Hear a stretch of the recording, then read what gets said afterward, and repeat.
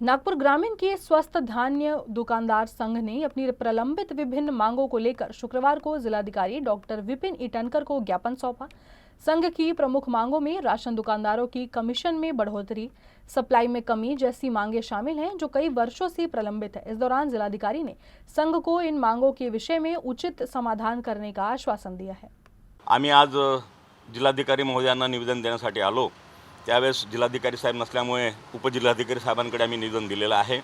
त्या निवेदनामध्ये आमच्या मागण्या आहेत की आम्हा लोकांचं कमिशन वाढ जी झाली पाहिजे ती मागणी खूप जुनी आहे, पण त्याकडे शासनाचं अजून दुर्लक्ष आहे। शासन कुठलीही मागणी मान्य करत नाही आहे।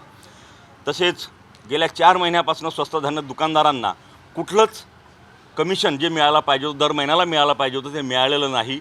या अनुषंगाने आम्ही निवेदन दिलेलं आहे आणि अनेक मागण्या अशा आहेत त्यात की आमच्याकडे धान्य कमी येतं आणि राशन दुकान कार्डधारकांना आम्हाला पूर्ण धान्य द्यावं लागतं, मग आमच्याकडे काही कार्ड शिल्लक राहतात त्यांना आम्ही धान्य देऊ शकत नाही। ती सुद्धा आमची एक मागणी होती। अशा अनेक मागण्यांचं आम्ही आज निवेदन दिलेलं आहे। त्यांनी सांगितलं आम्ही राज्यस्तरावर तुमची मागणी पाठवून जिल्हाधिकारी महोदयांकडून आश्वासन मिळालं की आम्ही राज्यस्तरावर पाठवून काहीतरी तोडगा काढण्याचा प्रयत्न करतो, अशी त्यांनी भूमिका मांडली।